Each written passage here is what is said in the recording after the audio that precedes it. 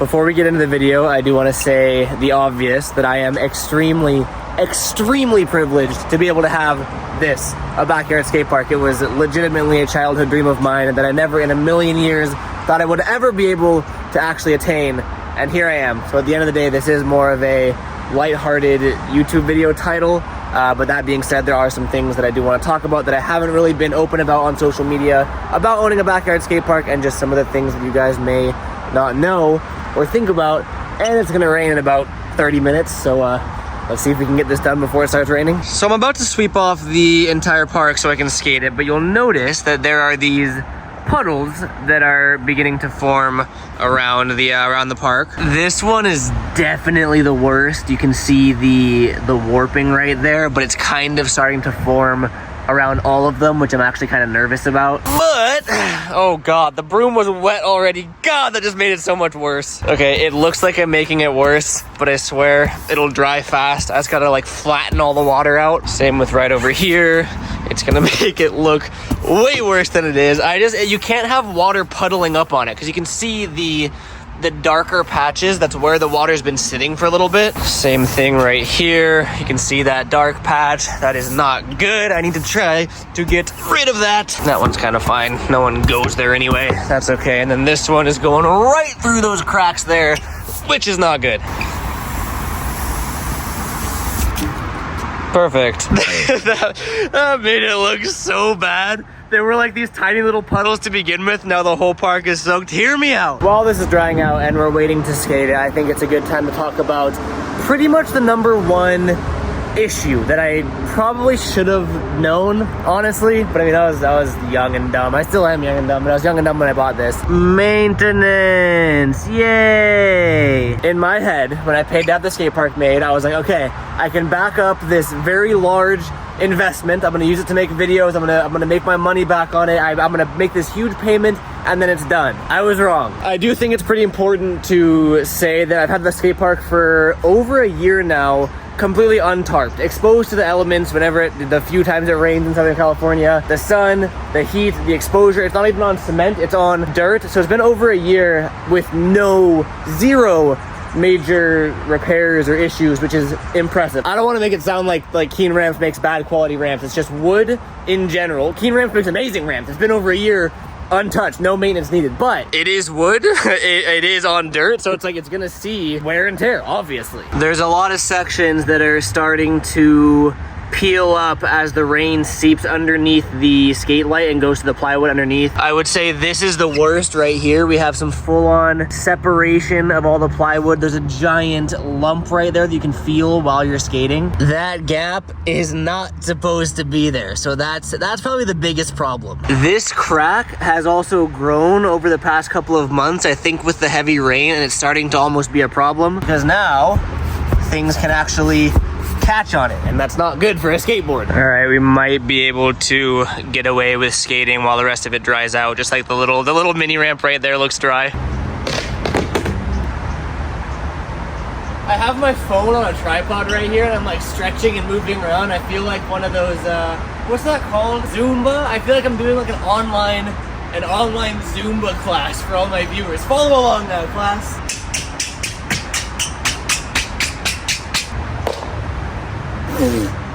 That went in my face.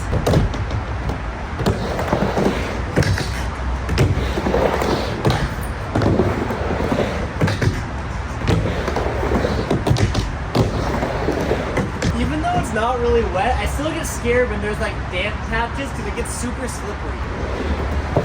No, I think we're good. I think it's safe. Whoa, do you see that right there? See, look, perfect example. I don't know if you could see that or not. This all just squirted out from under to like this patch is wet underneath the skate light, which is not good. When I rode over this, it just squirted out from being trapped under there. That's not good. That's a problem I didn't know I had. Something I've been working on a little bit, just off camera, like off social media, just my own progression, is consistency, obviously. I want to do blunt fakie, which I can do pretty consistently, back blunt, front blunt's the one I've been working on, front nose blunt, back nose blunt, and switch blunt. Those are the, 6, 7, 8 blunts I want to hit. Right off the bat, no warm-up, I'm going to see how many of them I can do in a row, okay? Oh my god, even that one was sketchy. Okay, come around. That's not a very good start. There's one. There's two. That's the hard one. That's the one I can't do. It's just something about going front side out of it, like going blind out of it's scary. Okay, I'm committing right here. Ow, God! I didn't commit. God. Boom. Boom. Doesn't seem that hard. Okay, you know what? I'm commit. If I don't commit to this one, it doesn't matter if I land it. If I don't commit to this one, leave and never come back.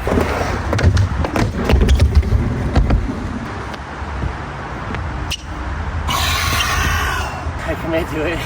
I told you.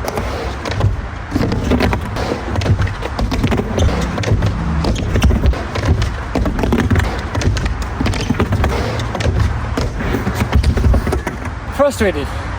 Frustrated I am. Subscribe you must. Yes, finally. I did it. Success. I don't care how bad it was. So it was supposed to be like a quick little filler of doing a couple of skate tricks. So the video was not just super like talky and ranty. Turned into way more than that. Super quickly, knock out the rest of the blunt tricks I was trying to do. Then back to the video.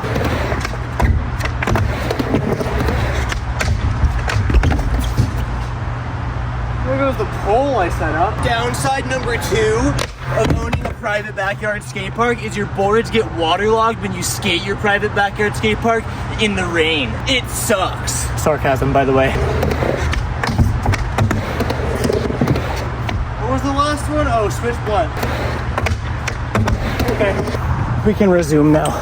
Okay.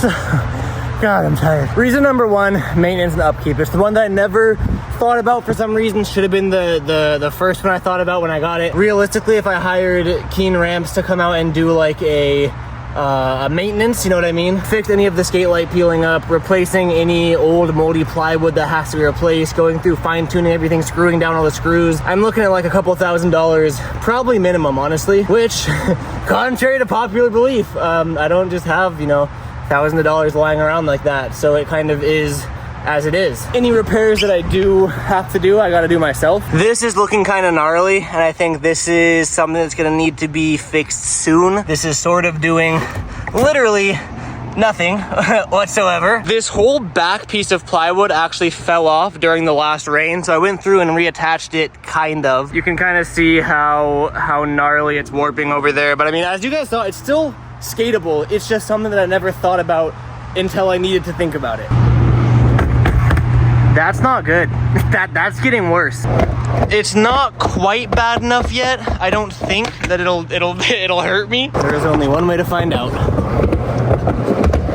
All right, we're fine. You can hear it though. Another issue that I'm realizing, you know, as I don't want to say get older, it's only been a year, but resale value of the house. If I was selling to a skateboarder, then yeah, sure, maybe it adds value. Chances are I'm not. Realistically, chances are by letting all of the grass die and having a giant obtrusive, is that the right word? Having a giant liability going through your entire backyard is probably gonna lower the value of the house. I invested a lot of money into this, and realistically, if I ever do decide to sell the house, I have to pay to either get this torn down and taken away or try to sell it to someone. I don't know how that's gonna work. I'm only 25. I don't know how long I plan on living here, and if I do decide to sell the house, like, what am I gonna do then? Stuff I never thought about, you know? Now I'm thinking about it. Another big one that probably should have thought about, didn't think about. How does the park actually skate, and what happens if it doesn't skate good?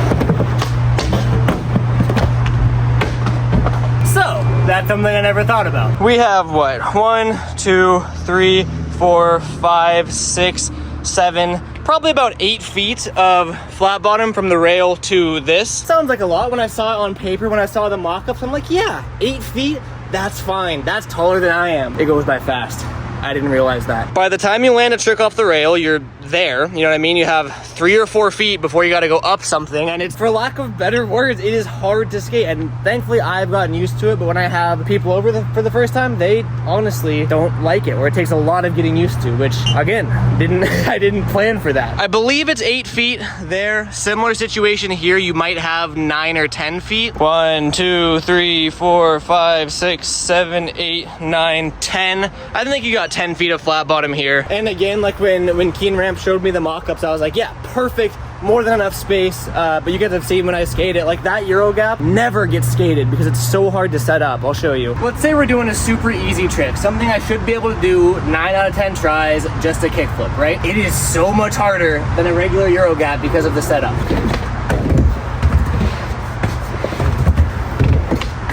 Oh!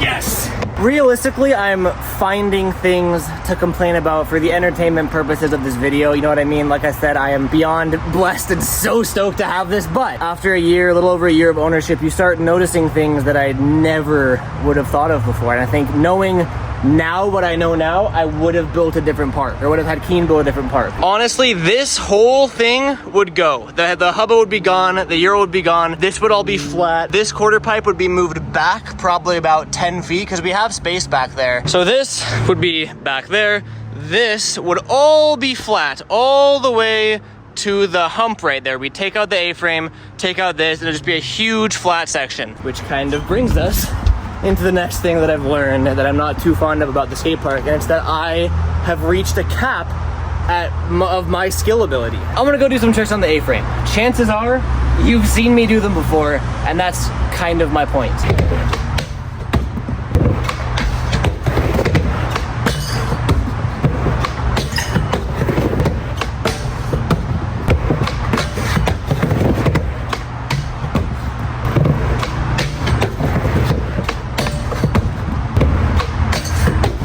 All of those tricks are tricks that I do, I would honestly say, every single video I'm ever skating in the backyard skate park. What I was saying about, let me go up here again. What I was saying about this all being flat is if this was taken out and if this was taken out, I would have way more room to learn and progress, which in my head was the point of the backyard skate park. Rain is officially starting to fall from the sky, so I have to hurry this up. I'm gonna try to outro this while I'm skating the mini ramp before it gets too wet. At the end of the day, realistically, I have no complaints. Like I've said multiple times, this is all just for the fun of the video and having fun with it, but I have learned a lot, and I think if at some point in the future my budget allows, I do want to go through with those renovations that me and Corey from Keen Ramps talked about. For now, I will continue to enjoy it until, you know, either A, it falls apart and I can't anymore, or until I can afford to repair it or renovate it. It's about to rain for a while, so I'll see you guys soon. Peace out.